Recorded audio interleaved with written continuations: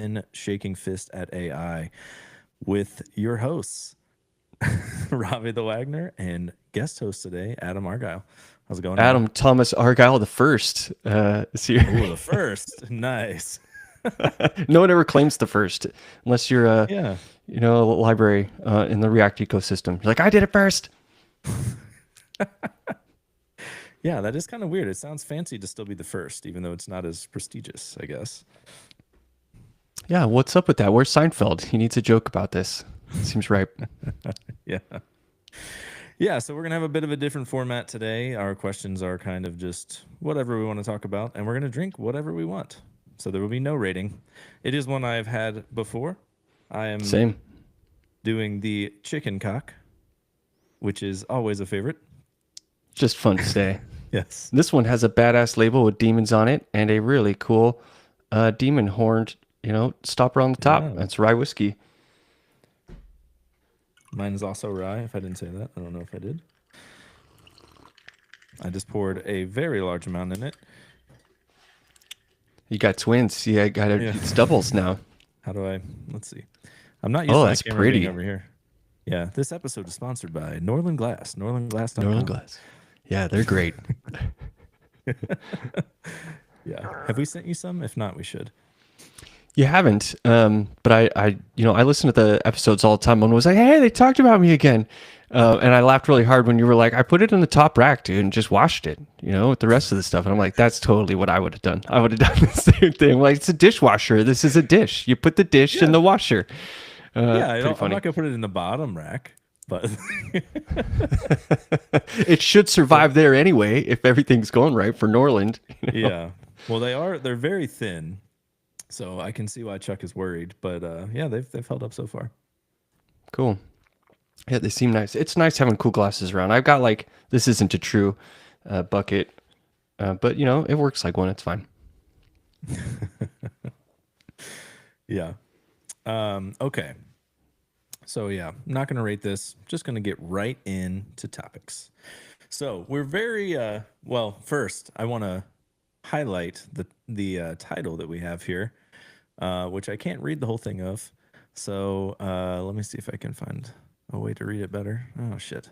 It's From FAANG to Fired: The Illusion of Stability in Big Tech. the fast track to waking and baking every day, which we'll get to. I've been waking and baking with my kids, and I just want to tell you all about it. So, okay, well, we'll get to that. But how you feeling? How have things been going since the big news? Oh man, one of the biggest. So the big news. Y'all covered it lightly. My role was eliminated. I wasn't fired. It wasn't like I was doing a bad job and they were like, you suck, get out of here, or anything like that. It was more like, hey, this is my recap after many weeks trying to figure out what exactly it was. It was like, hey, you're kind of expensive and you're in an area where there's not very many other Chrome people and we're trying to eliminate people and you're just kind of in the wrong spot at the wrong time right now. So we're sorry, your role is gone. You're welcome though. And then so they say this to you and then they basically put you in handcuffs. So the golden handcuffs become real handcuffs. That was a really big illumination for me. I was like, did not expect, because it used to be cool, like, oh, I work at a FAANG company, must be really stable. Turns out the security guy at the building I work at has a more secure job than I do. The people in the cafeteria, bro, have a more secure job than the Googlers do. It's ridiculous. Anyway, so the golden handcuffs, I was like, I got golden handcuffs. And now all of a sudden they were like real handcuffs. And I was like, shit, I have handcuffs on. I was like, oh, dude, how did you not know that they were there the whole time? So I was reading the email, even the email that you get. I was 2 sentences in, and my computer shuts down because they got a back door. They got a back door. They knew I read the email. They shut it down, and then when it booted, dude, I couldn't get into anything. I could get to email and the careers page. I couldn't walk into a building anymore. I couldn't chat with any of my coworkers, nothing. And so it's just, to me, it was just ironic. They're like, hey, we're sorry, just like the classic South Park, we're sorry. You're in handcuffs and you're not allowed in the building anymore. You're here in the garden. Enjoy the garden. It's beautiful, butterflies and leaves. You're welcome to find another job in the building that you can't get into. And I'm like, what? You're gonna look me in my eye and be like, we just eliminated your role. But hey, there's other roles in there that you you can't see or get to, but you can try to get one, I guess. And it was just like, Yeah. don't you see how weird this is? Uh, Yeah, it's very similar to Amazon because there would be, several rounds of layoffs there, and like folks would be looking to join another team so that they wouldn't have no job. And but they cut off their access to everything. So there's like they can't yeah. Slack somebody and be like, "Hey, like is your team hiring? I need to move over or whatever." Like there's no way to verify anything about these people. They're just like gone. And yeah, it's really shitty. It's like I guess the problem is if you don't do all that, there's going to be the guy who like logs into something, deletes everything, or like goes, SSH sudo RMRF yeah, star. yeah, yeah. I mean, I'm not going to lie and say that I didn't think about like destroying some Amazon property now and then, uh, but like, I don't do it because I have self control. But yeah, it's so aggravating the whole state of everything right now with all the layoffs and the like AI bullshit trying to get people to be replaced by machines, and I'm just not a fan. Yeah, that's okay. So besides like losing the role, I definitely cried. I liked my role anyway, and I was there for a long time. And I didn't imagine for 1 minute that it was like that shaky. So then, more than just like losing a job, I was home all day, which also wasn't normal. I went to the office. Hmm. So now I I'm home. I'm full time dad with no job. It was like a lot of things changed. It wasn't just like half of my life changed. It was like everything changed. And at first, I was like, well, I'm not very good at taking vacation. This should be great. And then after like a week, I was like, I can do this. This is all right.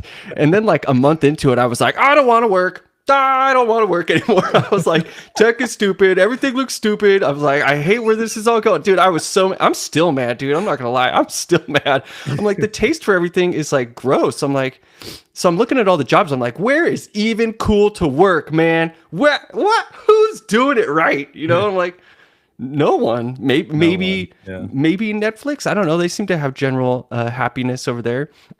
Shopify wanted me to like come in and do AI next gen shopping e-commerce stuff. And I'm like, no, I really, really, really don't want to touch that with like a 10-foot pole. And so since I'm not willing to go work at like any AI companies, I'm looking around going, well, okay, so what's left? Anyway, enough to say too, is I have friends that are really, really talented people. It took them 10 months to get a job. So Hmm. needless to say, I definitely panicked at first. I applied to a bunch of places, ran into a Microsoft dev. Check this out. So my article made me the conduit for everybody's layoff stories. And I got some wild ones in my email.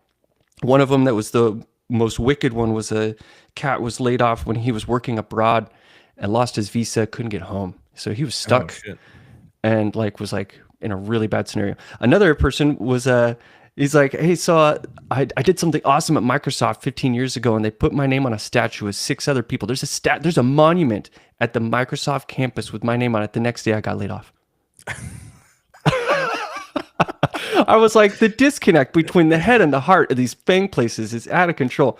So needless to say, I quit the panic and I just sort of chilled. And I'm just trying to plant seeds, let stuff grow, not rush it in. The kids today's the last day of summer, so you'll be doing this soon too. The kids are home all summer, no more school, and I'm gonna Hmm. be dad's school or whatever. I'm like ready to do like dad scout camp, dad this camp. I'm gonna run. Those camps are also like $1,000 per week for a kid. That's Hmm. ludicrous. So I'm like, I'm gonna save us a bunch of money. I'm gonna run all these. Um, so anyway, I think I answered like 5 questions you didn't ask plus the one you asked, but Yeah. Yeah. So I think I don't know, like I'm trying to think of things that would be interesting to you, like working on CSS, obviously. So like what about the new, I forget what it's called. There's some like new browser that's like being made from the ground up. Like what about yeah, those guys? Ladybird. Yeah, Maybe. there's I forget. Ladybird. Yeah, like one of the things too is like my love for CSS and the web existed before the role. It's going to exist after the role. I don't really feel like I want to DevRel somewhere else. I didn't really want to DevRel. I just wanted CSS to have more people talking about it. I was like, JS is so saturated with Chrome DevRel. Where's the CSS one? And they were like, you do it. And I was like, I can't do that. I've never done it before. And then I did it. And I can't really switch and go do that somewhere else. Like Mozilla had an opening for DevRel on Firefox, and they were like, Adam, you should apply. And I was like, I don't I don't know if I could just do that. Maybe I could. So I can still be on the CSS working group. I'm still interested in like front endy type roles. And so some of the tools have been like tools that help people write CSS. So it's like, hey, I know all the modern stuff. I'm really good at making GUIs that interface and teach these people things on the fly. So it could be a design tool. There's numerous of those out there right now. Even things like I was looking at a job at Brilliant, which apparently gives ads all the time. People are like, Brilliant's been putting ads all over my YouTube. And I was like, I haven't seen one. But anyway, to me, it looks like Duolingo for STEM. So you've got the same interface of Duolingo, all the exciting shit going on in animations, but you're teaching kids science, technology, engineering, and math. And I was like, that's just really cool. And they need a front end interactive developer. That's all I would do all day. Build the interactives that help educate and teach people to work through I'm like, that's cool. I don't know if I'll do it, but there's stuff out Yeah. there. I think you and Jay should just make a like consultancy where you just make cool, insane CSS shit for people who need it. And We talked about it. We did. He was in town, and I grabbed a one wheel, and I was like, "Dude, meet me at the park." And we one wheeled around the park, and I told him some of my wild ideas. And one of them was, "Yeah, dude, let's duo up. We're people think we're some of the top design engineers out there right now. So let's leverage that. Let's, I don't know, go make a course, go make a site, do something where it's just like you and I owning our content and selling that shit." And then I remembered, I like making stuff, but I hate putting it in a box and then surrounding it with fluffy fluffykins and then putting a little handwritten card inside and then putting it in another box and putting a bow in the box. And then, oh my God, by then I'm just like, I like making the thing. I don't like marketing it. I don't like yeah. selling it. I don't want clients and customers. I don't want all the rest of the noise. And so it's just like, oh, I don't know. I still think of making a luxury components. So this was like one of my favorite ideas. Right? They don't exist. What would they be?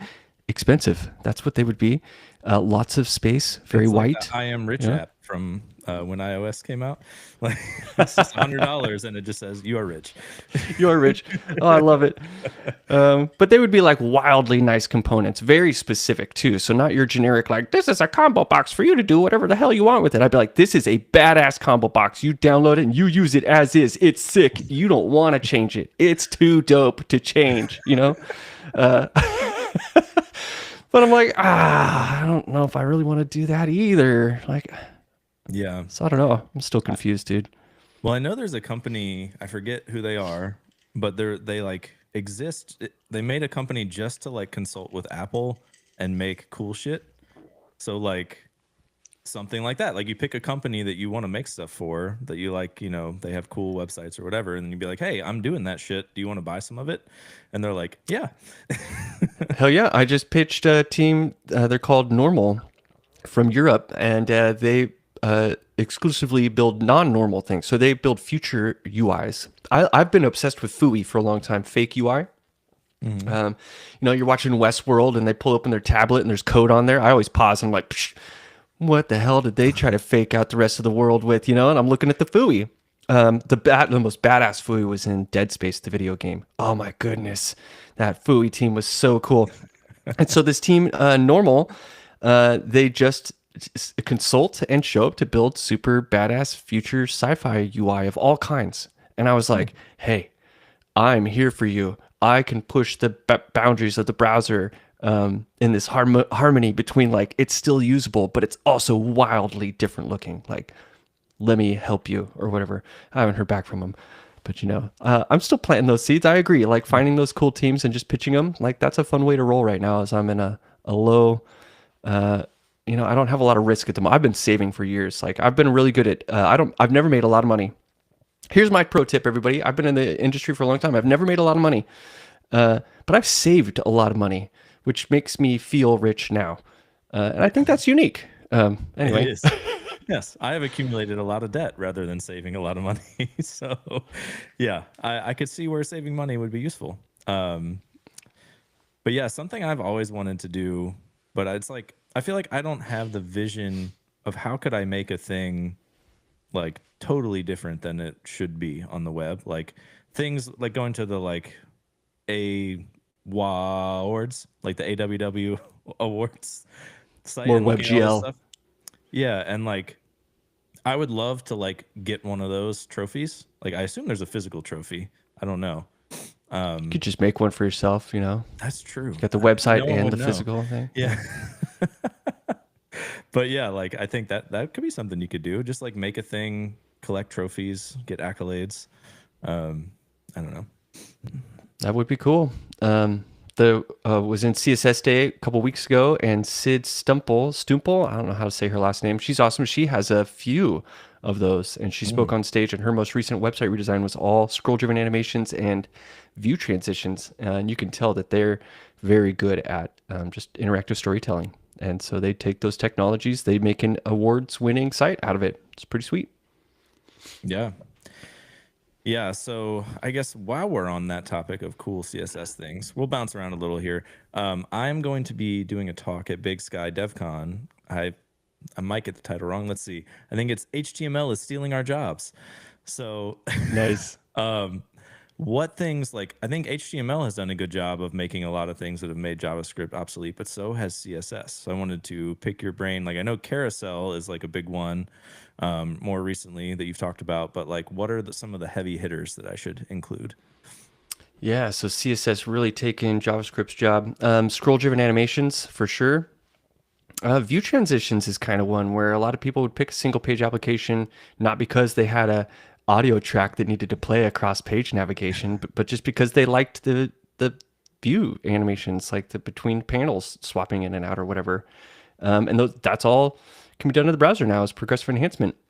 Scroll driven animations. And I think those two things in particular also are really good for you don't need to shove that down everybody's throat. It's like if they're visiting from a browser that can do it, voila, they get it. If not, then they get the only bummer is the CEO at all the companies I've always worked at had like the oldest phone. You're like, why do you have the old phone? You're the one like scrounging millions of dollars out of other people's pockets, and the phone in your pocket is 5 years old. What the hell, man? Um, So if you have to have your, it has to work on everybody's phone, especially your CEOs. That can be kind of a hard sell to upgrade. But those two are good. The custom select stuff is another good one. That's pretty much all CSS, and that can be Oh yeah. wildly powerful and responsive. So no JavaScript for any of that. There's things that people don't know about in HTML, like the data list element, and like a search input. You can say list equals and point to a data list element, and it'll pretty much fuzzy autocomplete. And that's pretty sweet. I don't know. Yeah. All good examples. Mine were Let's less see. less sexy maybe. I was like, you can do a color picker with input type color. But Yeah. like Oh, you that used one to have takes to data write list also.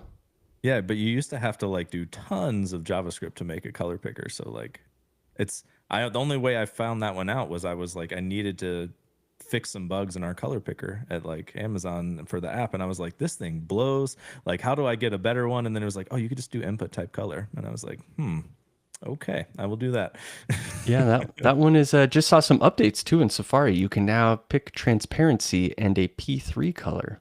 And that took Ooh. years of spec work in HTML land to get the input type color to support more than RGB hex values.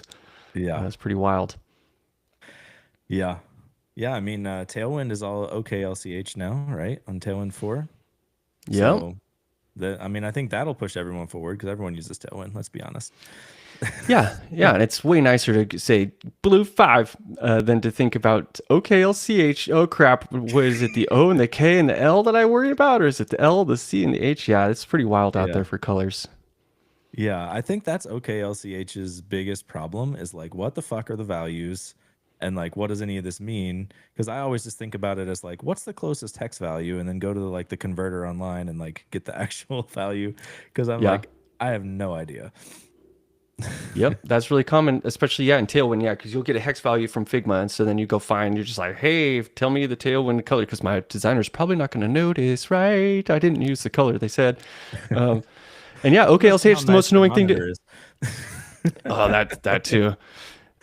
What bugs me about OKLCH is the hue wheel. So it's still 0 to 360 like everybody else, but it starts at a different red. It starts at a hot pink instead of red. So like HSL, if you say hue, you can't translate directly a hue from HSL or HWB into the H of the LCH family tree. They are Ooh. shifted 10 or 15 degrees or something like that, and that makes me Because want to of course shift my they are. fist at a color gamut. I know, right? Dang it. Yeah. I mean, that's like a real world example of this. You know, you travel abroad, every single country's plugs are different. Why? Why didn't we just say, like, these plugs should be the same so I can plug my shit in when I travel around? Yeah, I mean the same thing happens. You're assembling furniture or whatever, and you're like, "Oh crap, there's different Phillips heads." You're like, "Why isn't there one Phillip head?" You're like, "Oh, some are fatter, some are deeper, some are shallow, some." I'm like, "I don't care. I would like to screw in this screw and stop screwing up the screws because I'm stripping them, trying to find out which Phillips head goes in the right slot." Ah, yeah, it's really annoying. Yes. But at least it's Phillips head. Like, whenever I get a flathead screw, I'm just like, come on, guys. And then, yeah, I got okay, this is really off topic, but so we have um, like these mirrors we put up in the bathroom, right? And one of them we got has like two little hooks in the back, and you have to like perfectly get two screws in the wall exactly where those hooks should go. And then the other one is much better. It's like it has a giant bar, and you mount a giant bar on the wall, and you make sure that's level, and then you just hook the Oh, giant bars together. brilliant. Every like when something is that much better, the rest should be outlawed. I should never be able to buy a mirror that does that shit. Like, it's insane. It's insane. And but then like so I've had these same thoughts, and it's often about screws or plugs, just like you're talking about. But then every once in a while, when I'm building something kind of custom, I'm like all of a sudden really hyper aware at why the differences are there. And then I'm like, oh shit, we do need a slightly different screw here because the wood is just slightly thinner. And if it was the same screw, it would split it or whatever, like different Ah, screws. And like all these things have like, and then I start to go back to where I kind of am on the web now, where it's like, I appreciate the craft. I know the difference between the 10 different screws. I mean, units of CSS. Actually, there's 54 units right now. I know all 54 yeah. units. I don't know what Name they're them all good for. right It's now. like, No, I'm just oh kidding. I'll do shit. it. Hey, over half of them are just the LVH, SVH, DVH, the Oh yeah. shenanigans going on there with like the light, what is it, the large, small, dynamic in logical and physical sizing. It's like 25 units. It's ridiculous. And then you got the container query units that all do the same thing. But anyway, it's like I think I like it sometimes. I'm like I'm kind of glad we didn't standardize on like one screw. If there was only one screw, I think a lot of shit would look stupider because we'd have to work around the size of the screw, and that sucks.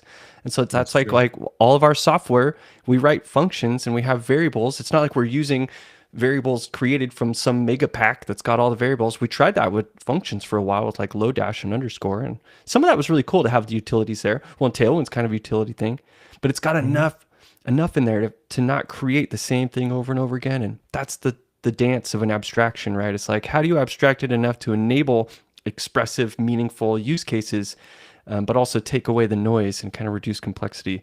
It's really tough. Yeah. Yeah. I mean, Lodash stuff, I feel like 90% of it is like not relevant anymore. But like Yeah. I feel like the last holdout that has I want to say recently has become not relevant, but I feel like it's probably been years. I just don't keep up with everything. Um like deep cloning stuff, but you can just use structured clone now. Like Yeah. I would always reach for it for that. Like I need to make sure everything's copied. Just use the Lodash thing. Um, Yep.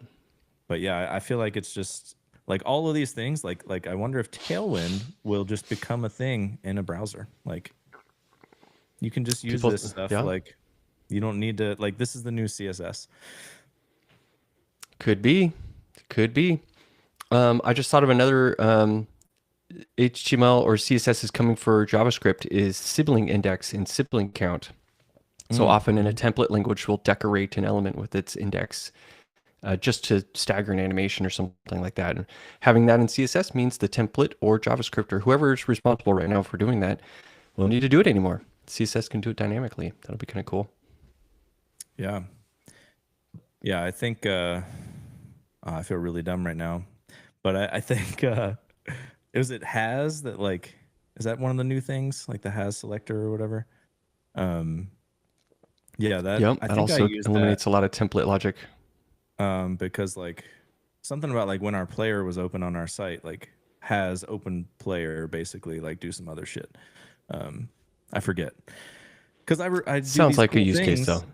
Yeah, I do these cool things and then I use it one time and then like the majority of my work is like not fun and cool like that. So I'm just like, forget all of that. But Yeah, what is the majority of your work these days? Is it the are you babysitting agents? Are you babysitting your managers? I mean, what do you got? um, well, I mean, let's You're see. in a new So job, yeah, right? You're a couple weeks in since the few parental leave. months. Well, yeah, Okay, yeah. rad. Since the leave, yeah, a couple. Oh fuck. Let's see.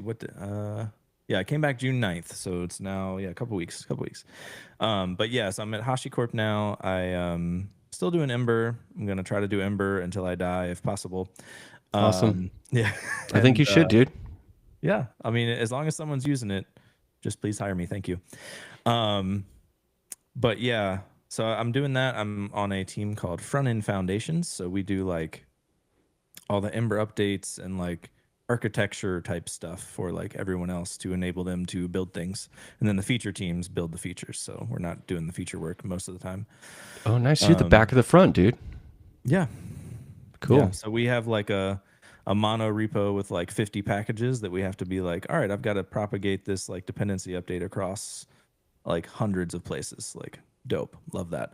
Whoa. So are you like reading Module Federation readmes right now? You're like, all of a sudden you're No. interested in the Module Federation. I heard that person talk about that one time, and I was like, I do not have that problem.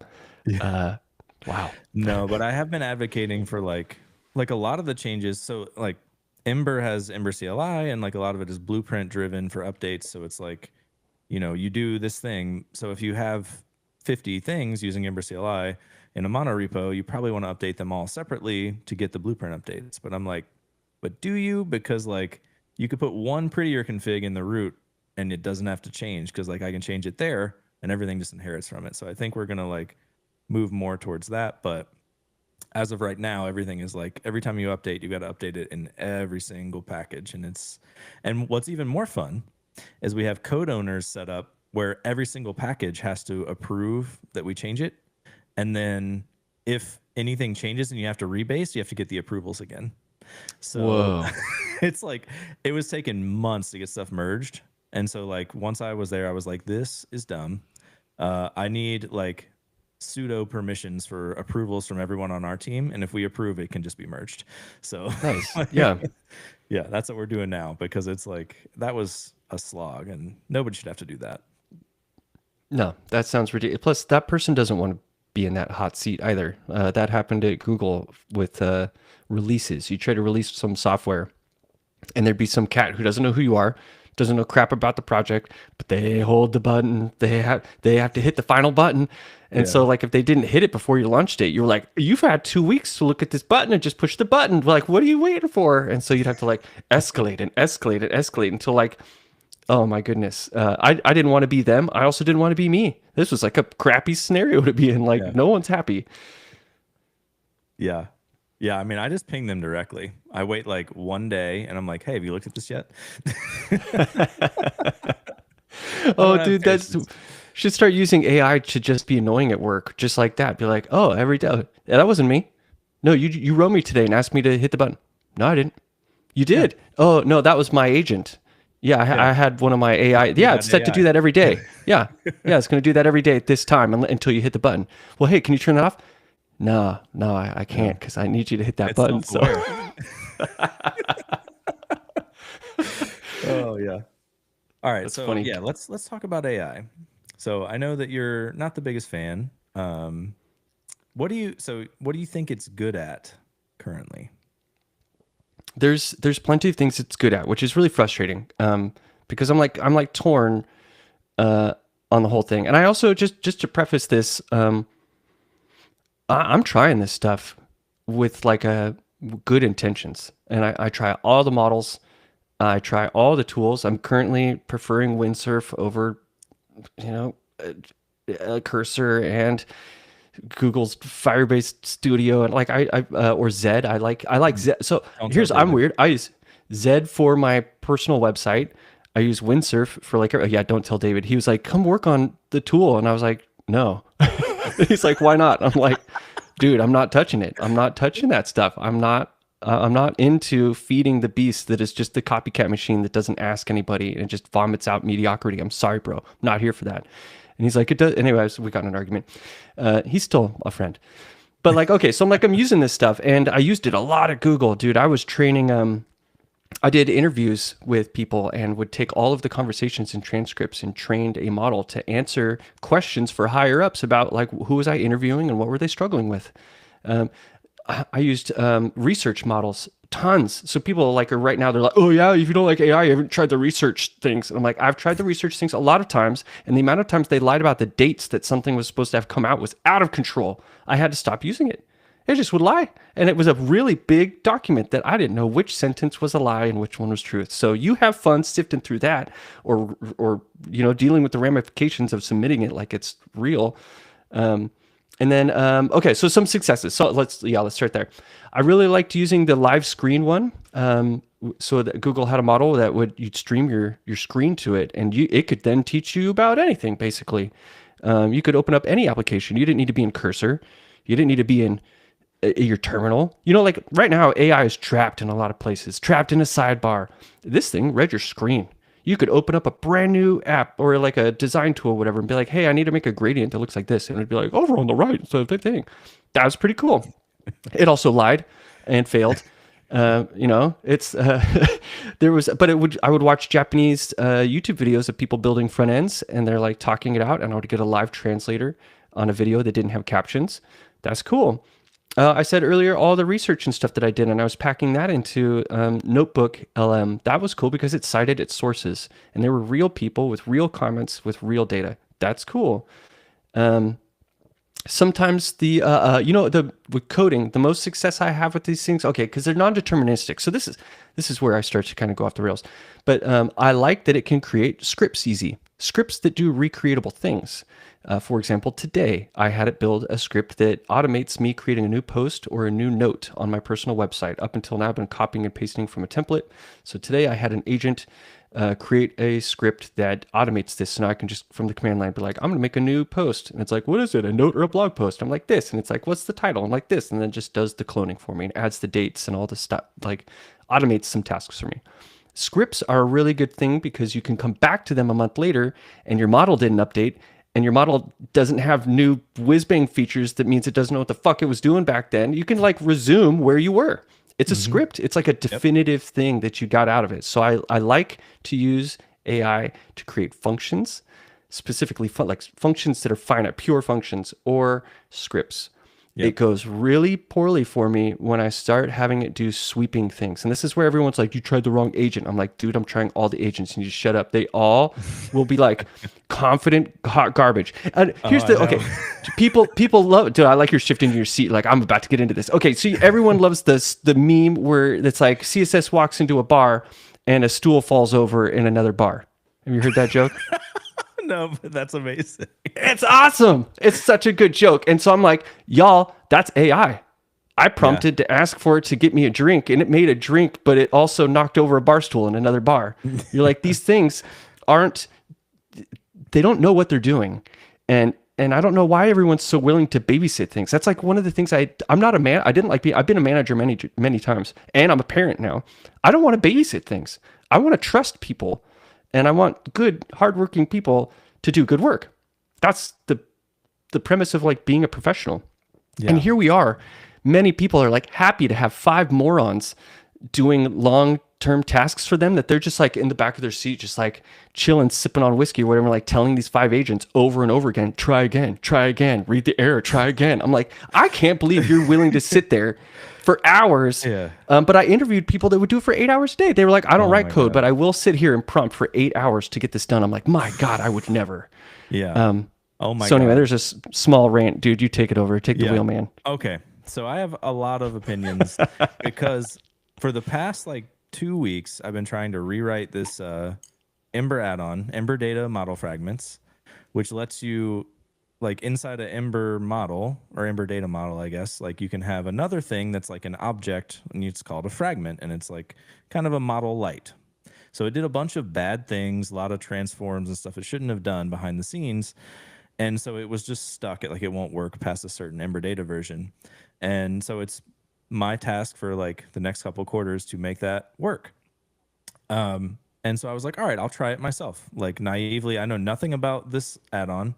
I know very little about Ember Data, but like I think I can figure it out. And so I did a bunch of stuff. I did have a few successes, like getting things updated, removing a few crufty old things, and then I just hit a wall. And I was like, okay, fuck, let's see what AI can do for a while. And so I started with like ChatGPT, just like, hey, like this is what I got. What do you think? Like, what should I do? And it was like, here's some suggestions. And I did some of that. Didn't really work, but like, I don't expect a lot out of ChatGPT. Like, I think Claude is much better at Yeah. code. So like, I switched over to Claude, and I was like, look, forget everything I've done. Let's start fresh from the main branch. Um, all right, what do you think I should do? Let's even go into research mode. Like Yeah. Make a this, plan. Yeah. yeah, like Be a this is senior Swee. yeah, this is what I have now, and like here's the new thing and how it works. Research some shit, and it was actually impressive with the research. It was like here's like 250 websites I looked at, and like the reasons I think it should go this way, and the document it wrote sounded very compelling and correct. So I was like, Mm-hmm. sweet, let's do that. And then it like failed at implementing it over and over, and I was like, wow, you suck at implementing this. But I think the problem, because I paired with like the guy who's in charge of Ember Data today, is that it was fundamentally wrong in its plan, but I thought it was right because like I don't know. Um, so it's like very confident that its plan is right, and it makes it sound very like, oh, I know all this and this and this and this and this, but it was just wrong about like 4 out of the 5 like things. So it just kept Yeah. not being able to make the test pass because it was just not using the right stuff. And so then I was like, all right, I'm gonna switch to Klein, like install that in Yep. VS I've Code. used Klein. Yep. Yeah. Like start bleeding my money away. Let's do this here. So it's like 2 cents, 2 cents, 2 cents, 2 cents until I'm up to like $26. And I'm like, bro, you're not gonna get this right. Fuck you. Like, I'm not doing this anymore. Like I was cursing at the fucking AI because I just could not get it to work. And yeah, I think all of that is to say, like, I think it's actually really, really bad at taking a thing that exists and like migrating it to a new thing that's like fundamentally different and understanding how things work. I think what it can do is like regurgitate some React code and some Tailwind classes that like build you a website. I think it can do that, but it's like really bad at anything that takes more thought.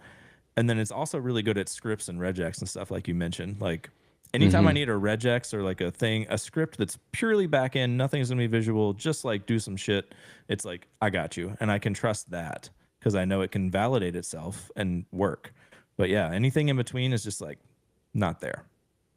Yep. I had a so my I like to use my site. Well, I used lots of examples. Here's a site that or a scenario that I thought was a I thought it was a good use case, but also this would be poopy if you it cost you money.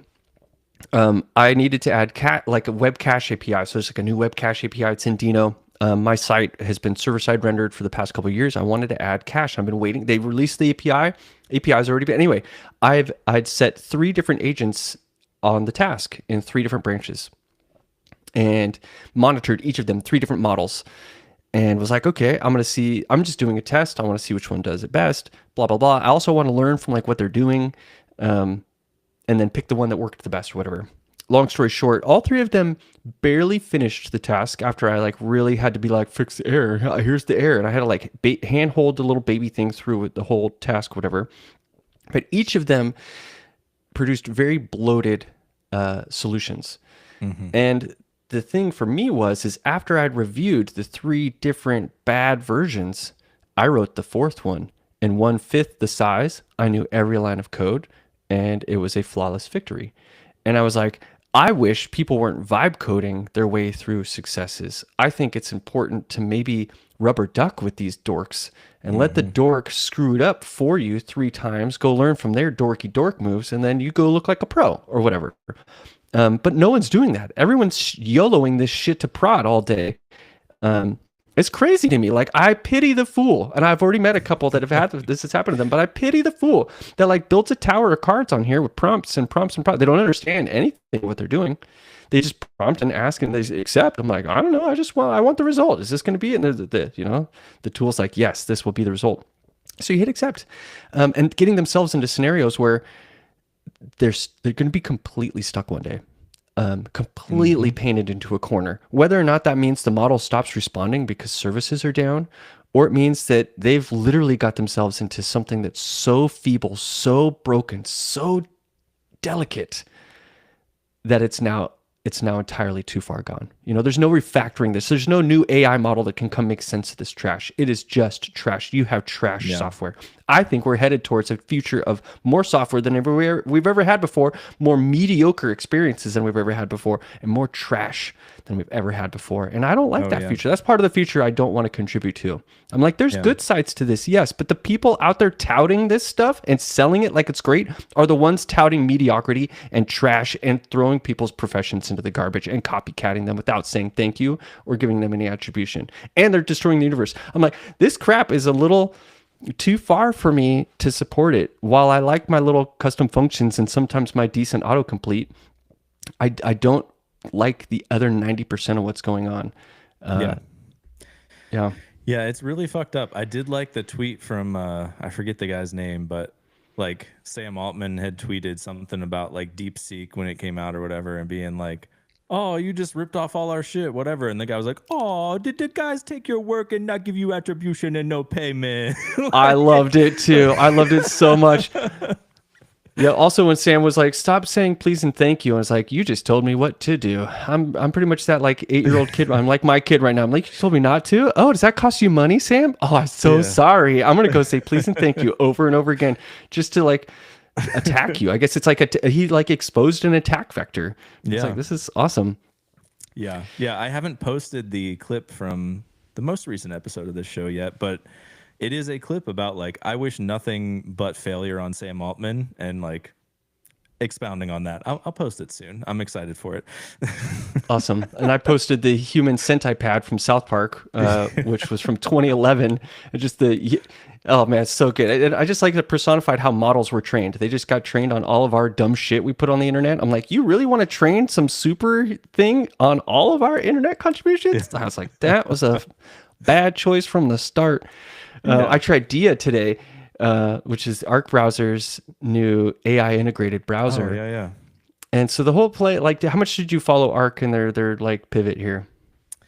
I heard all of the drama, and I still use Arc, and it still works great for me. I guess I'm in the minority on that, but I still use Arc and it works great for me too. So you and I are together there.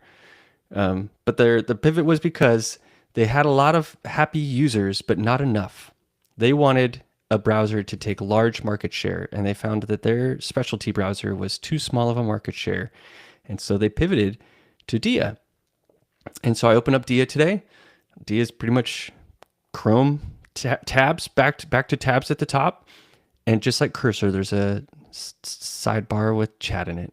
And I was like, this is your play? This is what you think my fucking mom is going to use? I was like, are you joking me? It's like, this is even more narrow of a use case than where you came from. And I'm like, if you think the future of interfaces is sidebar chat navs, I'm like, you are wrong. In fact, I'm going to go as far right now as to say that IDEs are not the future. We're probably moving towards a state where like the terminal is probably a better spot, or even these ones that read your entire screen all the time. Like embedded Sponsored by chat Warp. experiences is stupid. Yeah, sponsored by Warp. Hey, Warp, you're actually, I think you're in a huge advantage space right now. No kid. I think Windsurf and Cursor, and these are all going to fight for fragments of what is eventually going to be your pie because you're the terminal. And that's really, you need to execute commands. You're already there. They're simulating using you. You're already there, and you're already more prepared for this than they are. I think that's a really interesting. There's your hot take for today's. I think terminals will take the coders over time, and not VS Code forks. I think VS Code forks, like the $500 billion whatever dorks just spent on Cursor, was a moronic choice. Oh my goodness, they were already dying. I was like, Cursor's dying. Everyone's using Windsurf already. You just bought the dying one, you dorks. no, they got Windsurf. They bought Windsurf? Yeah. I thought they bought Cursor. Oh shit. Well, No. Windsurf is the better one. Okay. It Yeah. is, and it's I don't know why it's better. It's like I can't really quantify the betterness. It's just like it feels better when I hit tab. It does more better things than Cursor does. Like they both kind of work, but like yeah, I don't understand why it's better. It just is. Yeah. And maybe this is always going to be, I'm a front end person, and so I'm going to argue this all the time, but you could get in two types of cars. They both have identical engines, uh, identical distance that they can go, etc. But one you get in and it's like plush. You grab the steering wheel and you're like, damn. You say that to yourself. You look at the colors and you're like, just at the HUD, you're just like, damn. And then you get in the other car and you're like, all right, it feels like an Accord. It's Yeah. great. And then you're like, well, which one do you want? You're like, I want the one I said, damn, when I open it. So Yeah. you open Windsurf and you don't say damn to yourself, but you're like, damn, something's here. And it is. Yeah. I think This it's feels mostly right. color and spacing. It's like little stuff. Yeah, it smells better. Anyway, Dia Yeah. sucks. Oh, hold on. The whole thing here is Dia sucks. Yeah. I used Dia and I was like, I like the browser company. I thought they were doing cool stuff. And I'm like, Dia is not the Yeah. way. My Yeah. goodness. I mean, we should have the folks on from there and just see what their opinion is. But like, yeah, I think they were doing great stuff. And there was another good tweet about like that whole thing, the snippet from the Silicon Valley show where it's like, did you know you could ask for less money? And he's like, wait, I can ask for less? I wouldn't have had to like do all this shit and like, my company would fail. Like, yeah, like that's what they should have done. That your thing that's a Chrome reskin, which is arguably a much, much better Chrome reskin, because I love a lot of the stuff they've done, but it is Yeah. not worth $500 million for sure. So yes, you could have probably just been like, hey, maybe this is worth $10 million, $100 million, whatever. And me as the CEO, I'll make 1 million, 2 million instead of like 10 million, 50 million, whatever. But no one does that. They're all just like, how can I make the most money? And maybe you could just be happy with big piles of money instead of insane piles of money. Dude, seriously. I think about that. I think the Arc browser is a perfect example. I agree. They shouldn't have shot for the moon and then shoved AI in there just to take more money. Here's a fun little side note. I was in Amsterdam a few weeks ago, ran into a lawyer who specializes in software, specifically like banking software and like high value money transaction software. And all his clients were Bitcoin for 4 years straight, 5 years straight, until AI hit. And then all of a sudden, all his clients were AI clients.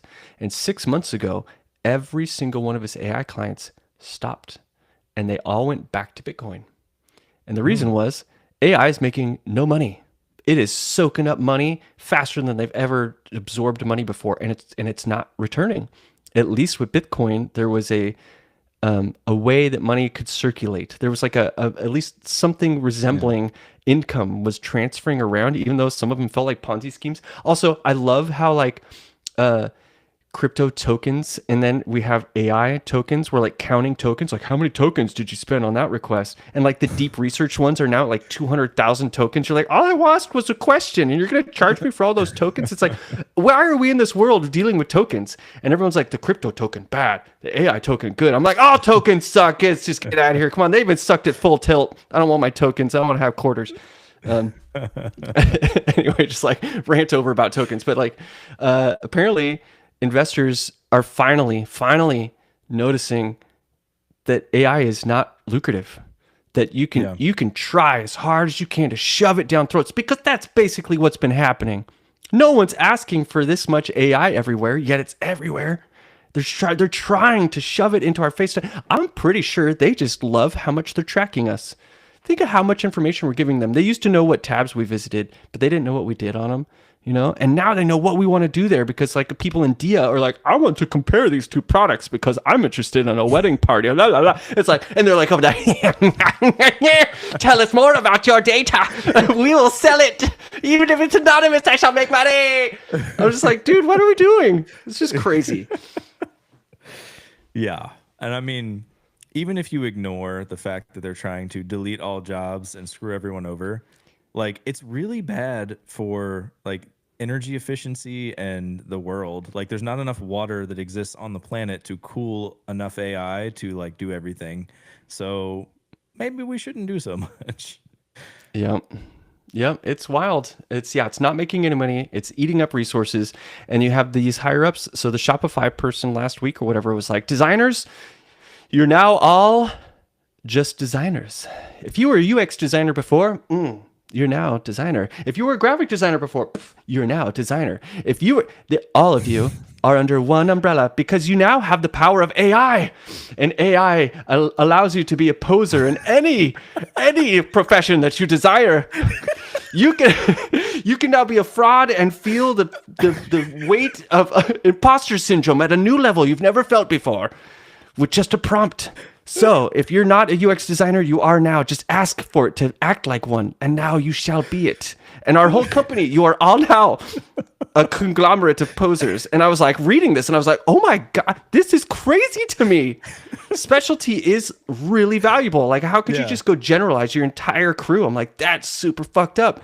And then you have like multiple CEOs doing this. The only people with boners for AI are the ones that think they're getting shit cheaper. Dude, in Silicon Valley, you had the conjoined triangles of success or whatever. It was like, and they're looking at it going, well, we can do it cheaper. Dude, I think AI is almost like a new offshore concept for a lot of CEOs where they were like, we used to take, because it was expensive to have US based engineers. Let's go offshore. It's cheaper. It's not as good. Well, sometimes it's good. You know, whatever. We'll deal with it. And they're just doing that now to AI. They're like happy to get cheaper, even though it's not better. And that's a little controversial, but yeah. Well, they're doing some of both because a lot of the phenomena companies are being like, how can we hire everyone in India and also add AI? And it's like, so it's like it's like AI is like reviewing their stuff and like helping them be faster, and they can pay them a lot less than someone in the States. Oh, that's sad. Like See, I don't like that. Yeah, it's all dumb. I mean, I guess maybe some people are benefiting from that, so good for them if they are, but yeah, it's just like we've lost the whole idea of people being specialists and caring about their craft and like having any kind of seniority. Like now you're just, you know, if you know a little bit about code, maybe like a few months of experience, just go to town. And it's like, yeah, I think everything is going to like hit the fan at some point. There's going to be like, I'm waiting for the first bank to be like, hey, new bank website, vibe coded, and then like all the money's gone, and it's like, oh fuck, like something is gonna happen there, and then there's gonna be all of us that are like, we actually know things, we can fix this for you for $100 million. Yeah, last year I was pitching when AI was first coming out. I was like, oh God, I already know what a good business idea is. It's like you're the AI fixing SWAT team. So we're an agency. There's 5 of us. We specialize in fixing the shit you didn't pay enough for, that you used AI for. So we'll show up and we're going to cost a lot more than you paid originally, or you could have paid if you just paid some. But it's seriously, for every minute, it's this many tokens. Dude, I heard a really good comparison. It said, code is not an asset. It's a liability. So we now have AI is producing liability at a rate that people can't actually be responsible for. And so you're right. Banks, companies, these folks are, that's what I meant. Like the imposter syndrome is going to catch up to you where you can't fake being these roles for too long before it come on. We saw Catch Me If You Can. You can't. Oh, I love that. I thought about that today. Like, remember he fakes being a pilot. He fakes being a co-pilot. That's what co-pilot is. I honestly am really upset. I'm really upset that the marketing has been so good about AI, because I'm like, I don't want a confident asshole sitting next to me making suggestions. But for some reason, you call him a co-pilot and you make it sound like I'm in control. And all of a sudden, it's like, I want him around or whatever. And I'm like, damn, the marketing of this was so good. I hate that the marketing is good. Co-pilot is such a good term for what he's not, you know, like, It should be more humble. I think if it were like, hey, I think maybe this might work, but I actually don't know about XYZ. Like, could you give me more information? Instead of being like, oh, you're right. Here's the real answer right now. Got it fully done. Like, it just needs to be a little more humble. And I think there's room for that. Like, I don't understand why it needs to. I guess it'd be bad if it was like, I don't really know. Then like investors would be like, oh, we shouldn't invest in this one. It doesn't really know. But like, I don't know. It's all dumb. Yep. No, you're totally right. I wish it was a little bit more humble too. You know, the only time it's humble is when it makes a plan.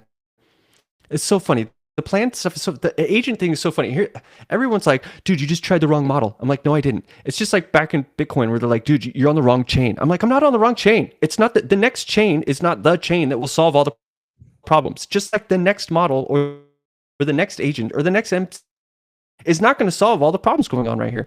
But it's like you have these agents that will create this plan, just like you said, robust looking plants that sound really, really good. And then they get stuck on like step two. And you're like, Yeah. wow, your plan was really good, but you can't seem to get by step two. So in step two, you're in there like, hey, you know, you're trying to chat nice to it. At least I do. Like, I'm like, I don't know, the robot overlords might come for me one day. I don't like cuss. I do cuss at call-in things where it's like press one or press two. I'm like, fuck you, fuck, Yeah. just give it to the That operator. gets you an operator. But with like agents, I'm like trying to be nice to these things. And I'm like, hey, you know, it looks like your solution produced an error. I'll go ahead and paste you there. Here's the error. And it's like, oh my God, you're so right. I can't believe I screwed up like that. Let me fix that. And then it's like, here, I fixed it. And you're like, actually, you knocked over a stool in the bar Yeah. next door. Like, you didn't fix the bug. You added more bugs and you're breaking other shit that I didn't ask you to touch. I'm like, Yeah, today so I was mad. actually getting output that was like, "Oh, you're right. Those tests are failing. Here's actually a special case in the like implementation, not the test code, where we go, if it's any of these test cases, just say true." And I was like, "No, you fucking dumbass." We're trying to actually test it, not build in test specific code. That's so dumb. Oh, Yeah. that is so funny. I read an article too, someone saying, hey, AI is cool, use agents, but don't let it write your tests, which is like the opposite of like Yeah, I almost would only everybody let it else. write my tests. Yeah.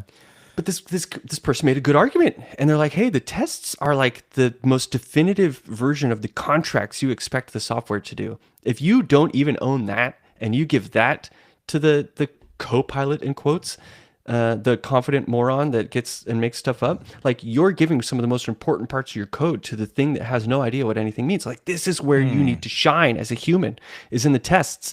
And I was I like, guess that's true. If the test pretty were good. bulletproof, then you know that the implementation has to work because it passes the test. 'Cause it So I passes can the see that test. argument. Yeah. What do you think about the argument about so I've seen both sides of this. This is what's so exhausting about following AI right now too. Is it's just like the people are taking wild swings in every direction. Every week we have a new model that promises the world. Anyway, there's a debate about whether or not taste is going to be valuable in this new phase. You know, and now since this is all just a prompt away, music, art, it's a prompt away. It's all about taste. And so some people say it is all about taste, and other people say taste is now irrelevant. Do you have a hot take on the aspect of taste in this age of AI? Do you mean like knowing if if it generates art, is it good art? Is that what you mean? Yeah, or having the words to ask for good art, or the eye to evaluate the result that you got, type of Yeah, I thing. do think there's some of that. And some of it is not like super tangible, but it's like I do all of the art for this show, like is all from ChatGPT.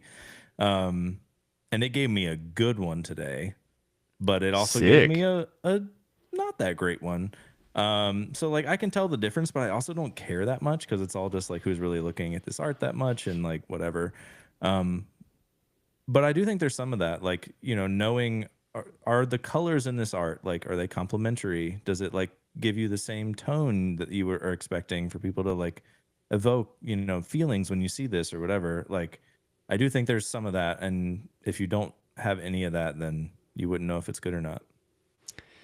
That is very much where I stand as well. I had talks I wanted to give that I was just like, I just wanted to teach people the words so they could ask for something good. Because if you sit down and I'm like, hey, look, I'm not trying to stop you from making UI with these tools.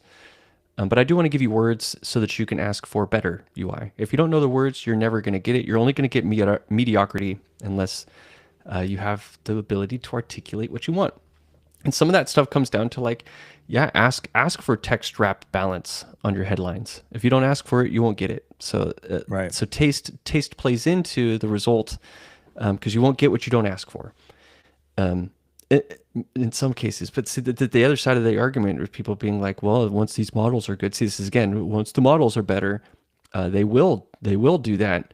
But I'm Well, like, to me, maybe. I'm maybe, and I'm like, regardless, you should know the words of what makes art good, what makes music good, what makes like Yeah. a UI good, what makes the code Knowing good. that You the should be able border to radiuses can't be the same exactly because there's like math involved in the, the nested border the radiuses. nested Yeah. radius. Yeah. Yeah. Did you, I don't know if this was streamed or recorded, but did you see Ken Wheeler's React Miami talk about like AI music making? No. I don't know if it was recorded, give me a but he little was basically preview. like, the problem with AI is it doesn't have Riz. You can be like, make me music, and it's like, do do do do do do do do do do do, and it's like, and like, he's like, all right, I'm gonna tell you, if you put the snare and the bass drum on the same beat, a baby could die, and it still does it. It's like, it just won't, like, it can't get that like funky beat, you know, like it just won't do it the way you ask. But then he put it in like one of the better, I don't know, music AI things, and Oh, it yeah. did have Riz, but he was like asking, you know, Chat GPT and all the models to like make music, and it wouldn't do a good job. But like the specialized ones are doing a better job, I guess. But um yeah, I think a lot of that is like, you know, if you don't know what sounds good, then like, how are you going to know? Like, oh, this made music, it's in 4/4 time, it's got like, you know, consistent beat, whatever. Like maybe you like that, but maybe it's not the best option.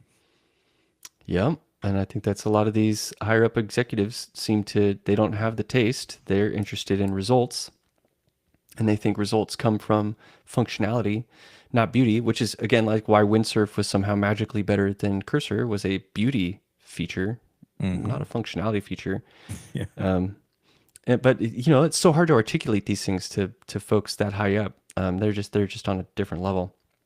Okay, I want to pivot before we hit the hour and Yes. explain what. So everyone's like, Adam, you said you're waking and baking with your kids. So you've heard the term wake and bake, right? I don't know that I have, but Oh shit! No yeah. wonder you keep looking at me like it's not that funny. Okay, so wake and bake is what stoners do.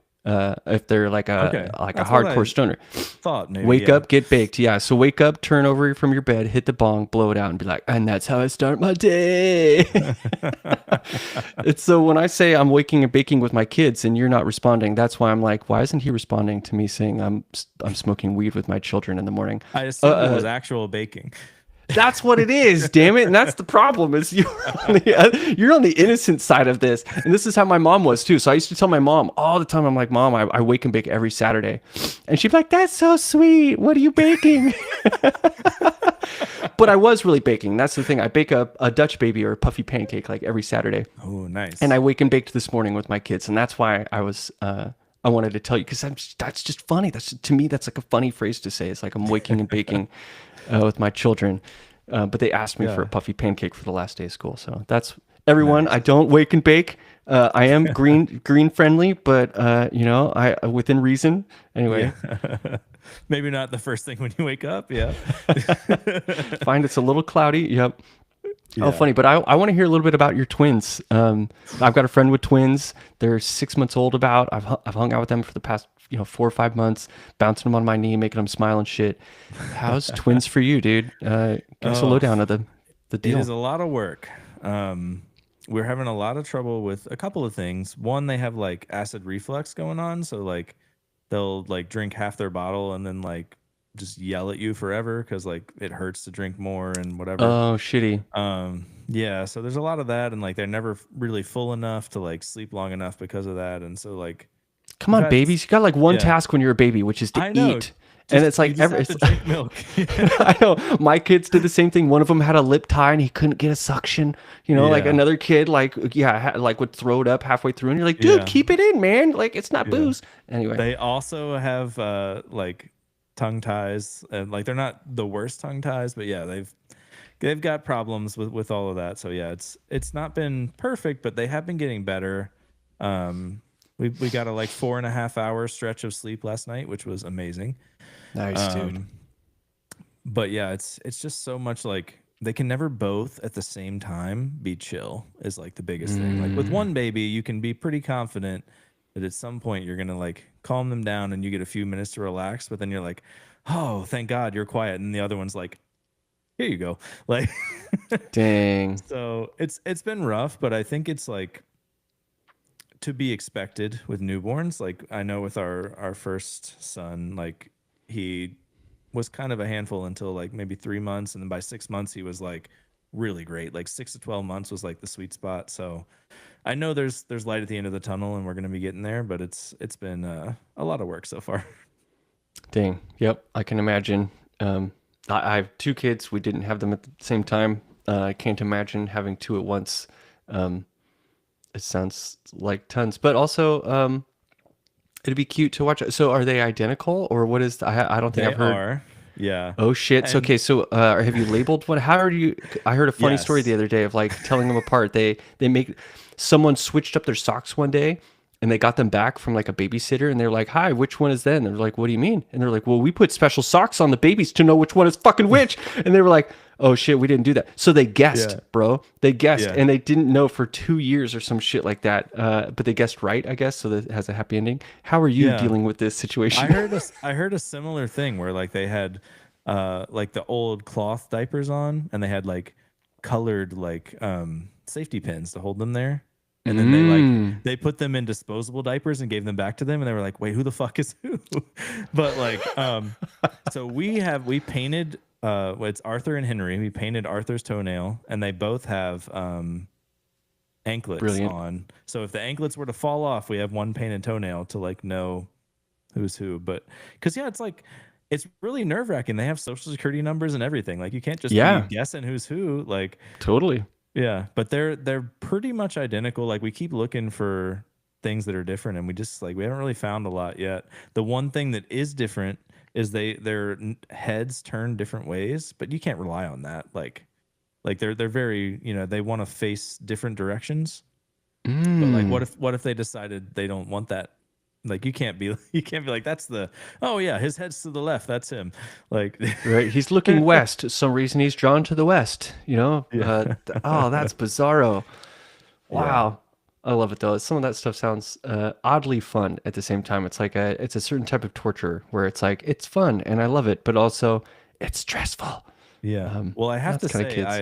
I feel similar to like you said earlier where it's like when I took 4 weeks of leave and I was like I don't really ever need to work again because like it takes all of my time to like deal with them all day. But now that I have to work, it's like we can't deal with this on our own. Like I feel like we're gonna have to get a part-time nanny at some point or something because I think that's a it's good just idea. yeah, it's a lot. And you're working remote?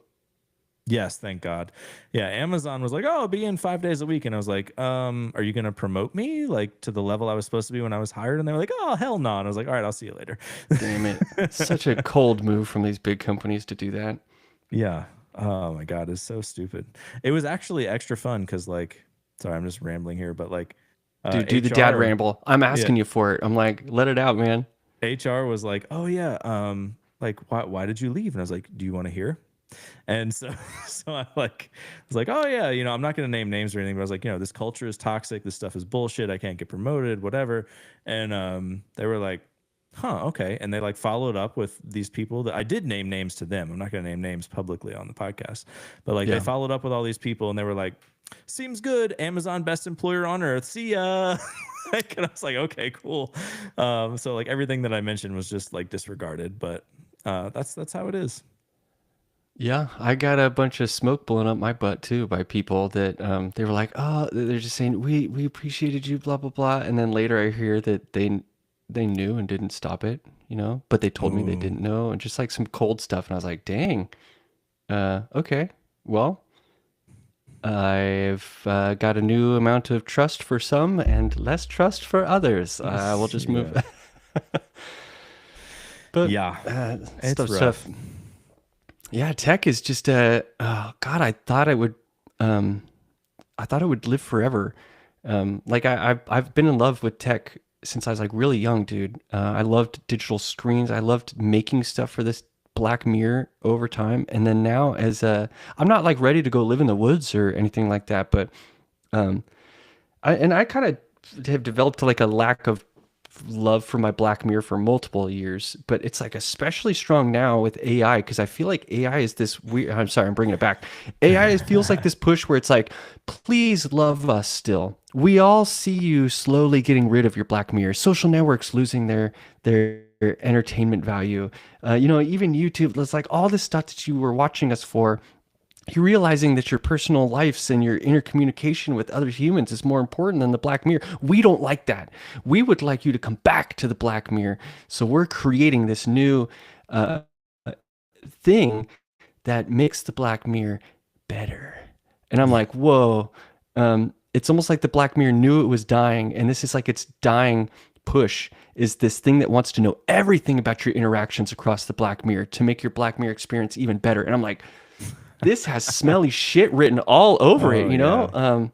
Yeah, I think Please love us still. the more connected you are, the less happy you are, in my opinion. Like, I think back to the days when I was like, playing in a band, had a flip phone, maybe got online to do some MySpace here and there. Like, that was when I was happy. When you're like, hey, Yeah. let me look at everything on Twitter for like an hour straight. It's like, no one's happy doing that. Like, we've come way too far and AI is making it way worse. And maybe we should just pivot way back the other way. But no one's going to do that because we can't, because we're all scared to death we're going to lose our jobs, and we got to use AI because if we don't, we'll lose our jobs. So, Well, and we have CEOs telling us, oh, we didn't even talk about the moment where like employee reviews now are including AI in them, where people are like, hey, so oh we yeah, see that you didn't have as many PRs that used AI as Bob. Bob submitted 50 PRs with AI this quarter. They're crushing it. And you're like, those PRs were all pieces of shit. 50 PRs. They're amazing. And they you don't care. Yeah, did too. You're just like, what's up, Bob? yeah. What's up, But Billy? mine worked. Yeah. You're like, yeah, mine worked. And they're like, we're not counting working PRs. We're just counting Yeah. number of PRs. No, we. Oh my Oh goodness. man, we had. I don't know the guy's title, and yeah, I'm not gonna call him out. I'm gonna say we had a meeting, and you had some dogs. Super Bart. She's Yeah, noisy. it's okay. Yeah, we had a meeting where they were basically like, yeah, we have GitHub Copilot for everyone at HashiCorp, and we're only using it like 25% of the time, and those people are the ones that are doing it right. And I was like, are they though? Like, Yeah. yeah, like it increases speed by 40%. Well, maybe speed, and if you're counting it in like terms of like code output line by line. But if you're talking like things that work, I don't think it's really that relevant. I agree with you that I think it's a great like rubber duck sounding board. I think it's really good for that to like get me unstuck. But yeah, I don't think it can really code. Yep, it's got designers. I have designer friends. The same thing. They're being mandated to use to use AI in their design process. There's there's CEOs that have been caught using it also, where it's like, hey, you sent out a letter. We all know you used AI to write it. We're losing respect for you. And he's like, dang it, that was supposed to get me respect? Question mark. You're like, what Yeah. did you think was gonna happen, dude? This is just a wild scenario we're in. Um, and I kind of hope the bubble's bursting, but honestly, I feel like the minority here, and I'm like worried. I feel like the old man, yeah, shaking fist at AI Hmm. cloud, and I'm Yep. like, why? And it's up there going because all of you love me, and I'm like, woohoo! And then you're like, oh shit! Every podcast and every article I read is touting how AI is making them better, stronger, faster. And I'm fuck. What do I not know that they know? I swear I'm in the grounds. I'm in the Yeah. trenches using this stuff I think passionately. they're doing less complex things is the thing. Yeah, And I th- or I they think they're have lying. I think some people are really, really good prompt engineers. That's like a new job. Like if you can really get that prompt right and really get to understand what you want, that's another skill that like some people have that I don't maybe. But I think those people are very rare.